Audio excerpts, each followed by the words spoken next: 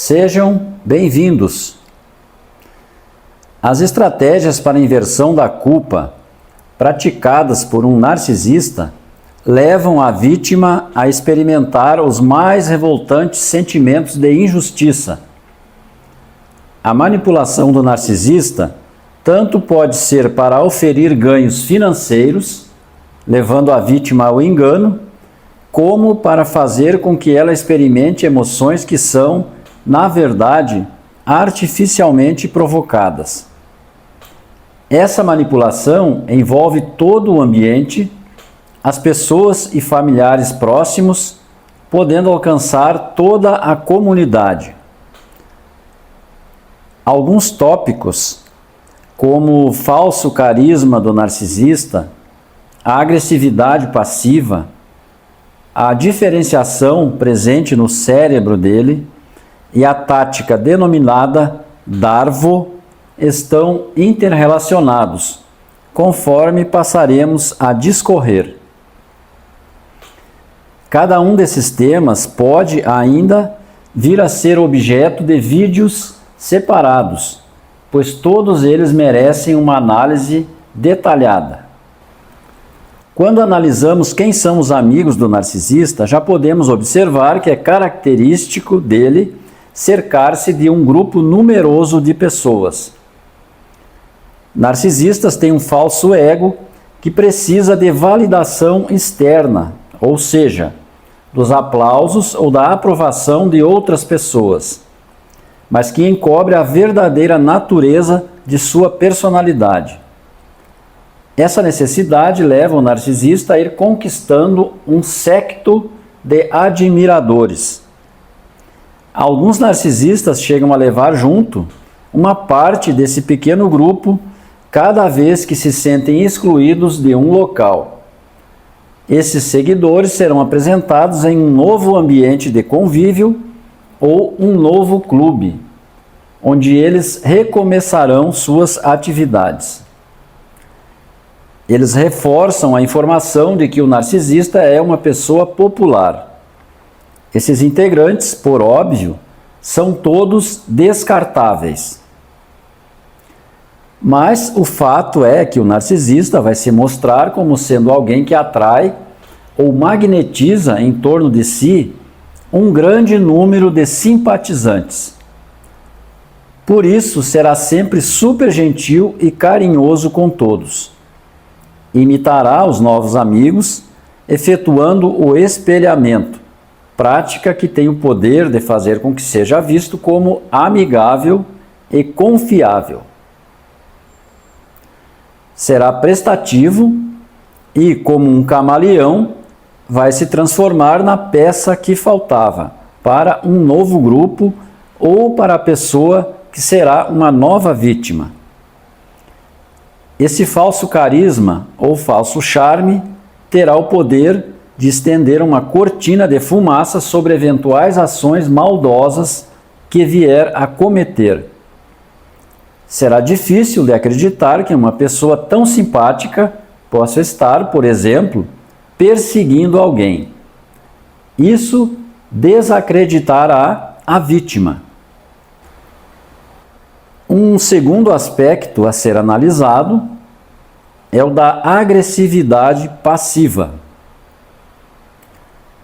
Esse é um conceito que surgiu no âmbito do direito do trabalho. Se referia à atitude de um funcionário que era negligente ou, por exemplo, chegava atrasado, mas quando interpelado, dizia que não havia feito nada. Passividade, assim, significa não fazer nada. A agressividade passiva é considerada típica de narcisistas, principalmente daqueles do tipo oculto ou encoberto, também conhecidos como vulneráveis. Consiste em adotar atitudes que somente são percebidas pela vítima, como microagressões ou bullying dissimulado. Para que alcancem seu objetivo, que é o de intimidar ou irritar a vítima, geralmente a submetem a uma espécie de adestramento. Num primeiro momento, a interpelam de forma que ela saiba que está sendo abusada, para depois continuarem a praticar pequenos atos de forma que somente a vítima entenda que se trata de uma continuação daquela primeira atitude.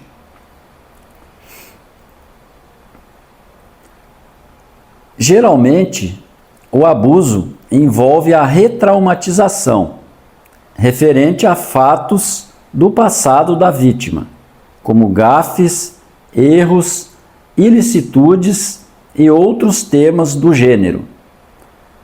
As atitudes podem consistir na repetição de palavras-chave em meio a um diálogo, mesmo com terceiros, a repetição de gestos ou a colocação de objetos no trajeto da vítima, os quais têm ligação com eventos que se quer manter vivos na mente dela, produzindo desconforto, intimidação e raiva.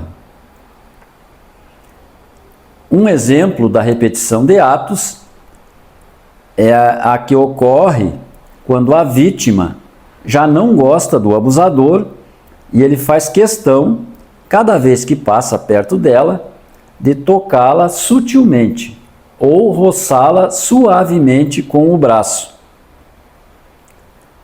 Ou a vítima não quer mais ter nenhum diálogo com ele, mas ele faz questão de se aproximar. A agressividade passiva, então, se constitui de pequenos atos repetitivos ou sistemáticos, que só são percebidos por ela. Ao ser interpelado, o narcisista dirá que eu não estou fazendo nada. Essas atitudes normalmente são reforçadas pela ajuda dos chamados macacos voadores, que são ajudantes do narcisista. Eles podem ser pessoas que têm consciência do que fazem ou totalmente manipulados, como é o caso, por exemplo, de sujeitos que se encarregam de repetir assuntos abordados pelo narcisista sem saberem o exato alcance que suas palavras podem ter. Reforça ainda a eficácia da agressividade passiva o fato de que narcisistas podem ser pessoas que têm uma constituição cerebral diferente, por herança genética ou pelo constante treinamento que exercem, pois possuem hábitos repetitivos. Por isso, pessoas passivo-agressivas, na maioria dos casos, fazem isso sem nunca alterar o tom de voz. São 3 nadas. Mentem sem enrubescer e seu coração não se acelera. Não se compadecem com o sofrimento da vítima. São desprovidas de empatia. Não sentem remorso. Só quem sente culpa é a vítima. O terceiro item que queremos destacar é conhecido pela sigla DARVO, que significa Deny, Attack, Reverse, Victim, Offender. Demonstra que após uma defesa ou uma reação da vítima, o narcisista a ataca de forma vigorosa, agora sim, de forma totalmente visível. Isso pode ocorrer após uma interpelação verbal ou em um processo judicial.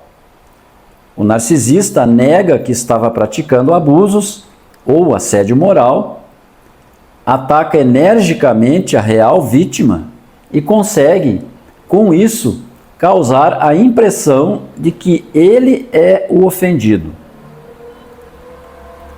Fica demonstrado dessa forma que o falso charme ou falso carisma, a tática da agressividade passiva, bem como a reação desproporcional do narcisista, conhecida como DARVO, são fatores decisivos para a inversão da culpa. Devemos considerar ainda que essa inversão, principalmente nos casos de abuso prolongado, pode ocorrer na mente da própria vítima. Ela passará a ter sentimentos de culpa, o que é muito doloroso. É preciso que ela entenda que tudo não passou de pura manipulação emocional. Muito grato pela atenção.